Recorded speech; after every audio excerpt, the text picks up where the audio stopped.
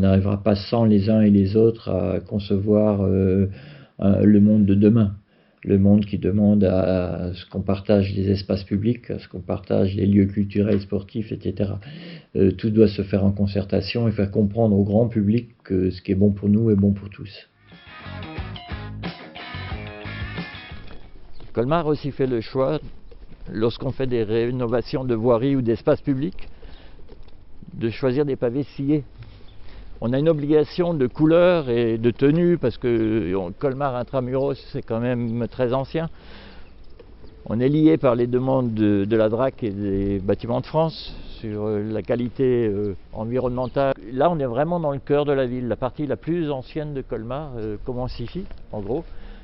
Et le périmètre est vraiment sauvegardé plus quoi. Ici on avait réussi à l'époque de faire scier des pavés. Ce sont les pavés d'origine qui ont été enlevés, sciés et reposés. Et c'est ce qui avait été voulu, tout en assurant une forme de confort sur le roulement. Et on voit quand il y a beaucoup de monde que finalement c'est la zone la plus utilisée, parce que c'est la zone la plus confortable, y compris pour les poussettes et les talons aiguilles.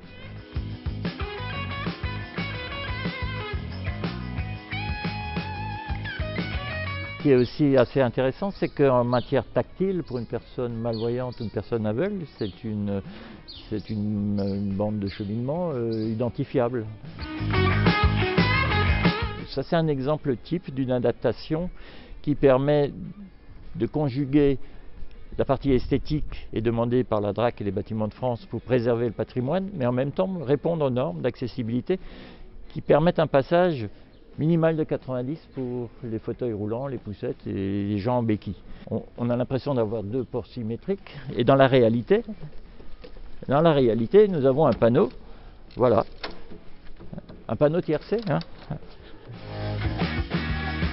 J'espère de tous mes voeux que cette semaine de la mobilité et de l'accessibilité, qui est encore une semaine de sensibilisation, portera ses fruits, que tous les opérateurs, que tous les concepteurs de projets, que tous les propriétaires d'établissements recevant du public prennent conscience que le travail de fond, ce travail de mise aux normes qui peut paraître pénalisant, soit une vraie démarche d'ouverture dans un esprit fraternel qui permette, sans discrimination aucune, l'accès à tout pour tous.